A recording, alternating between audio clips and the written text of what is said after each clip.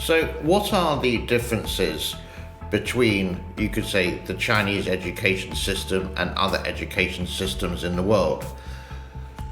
The Chinese education system is actually based on the old South Korean education system, and it's so much about academics and not so much practical and very little sport indeed. When I went to school, there was the old saying, a healthy body is a healthy mind, and we did 8 to 10 hours of sport per week. In China, you'll be lucky for about 30 minutes per day, 5 days a week. It's not enough. A disclaimer on this video, this is not the whole of China, this is just some parts of China. But it is similar in ways to Western education, that you go to school at 6 or 7 years old, primary, middle school, you can leave. Education at 16 years old, you can go to high school, then you can go to university, possibly a master's and a PhD.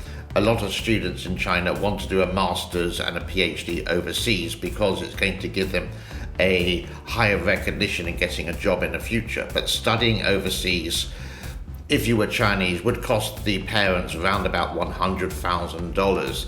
Education fees in the UK are incredibly expensive. I could say possibly it's the same in the United States of America. So, let's begin.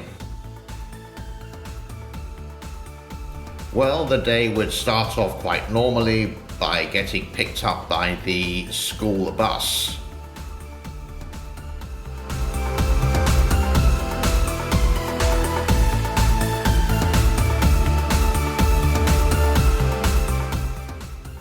That's if the school bus can get to the school nowadays. When you get to the school gates, of course, you have to do a COVID-19 PLC test.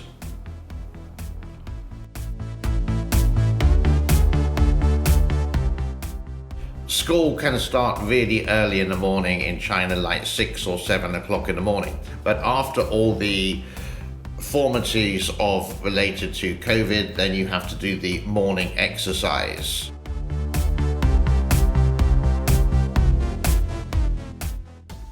This could be military exercise.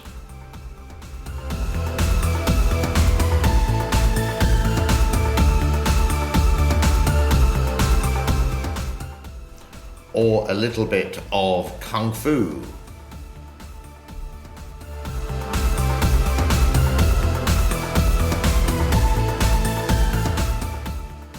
In some rural areas in China, for example, in the southwest, in a province called Yunnan, it may be a very poor school and there may not be any desks.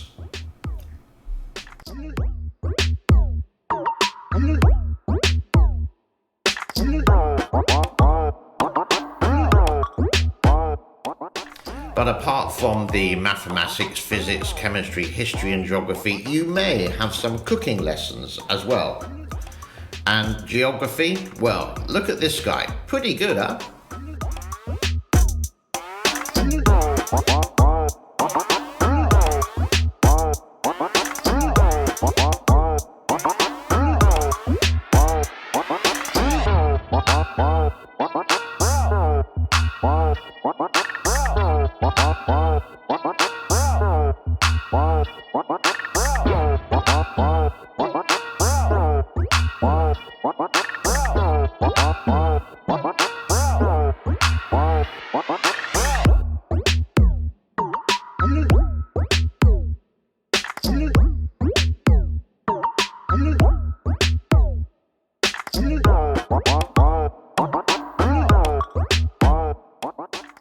Then we come to lunchtime in the canteen, where students in some schools would have to stand up and speak out loud, reading their books. It's a very noisy kind of part of the day.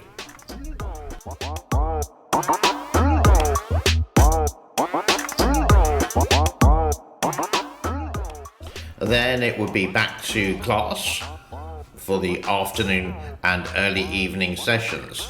A lot of students would possibly either stay in dormitories or go home. But if they do stay in dormitories, it may look like this. And we're comparing this with Alcatraz in the San Francisco Bay Area.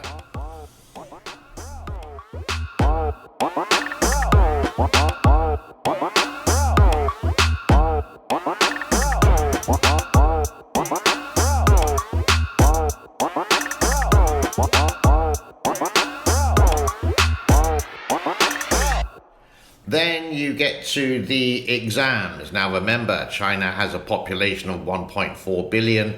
You could say, what percentage of that would be in education? You have the exams. It's called Gaokao, the college entrance exams. So you can have a chance to go to university, but I'm sure you would like to celebrate if you do pass the Gaokao or the college entrance exam.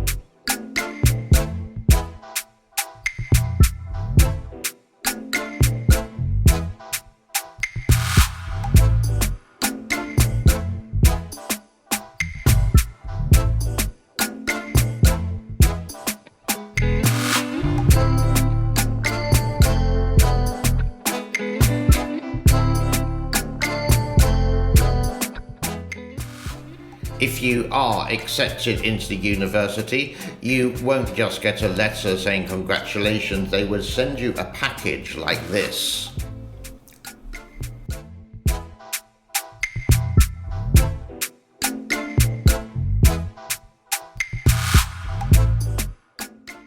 Then, if you chose to, you could join the debate team, and this is some advertising for joining the debate team. For a young gentleman, it would be very enticing indeed.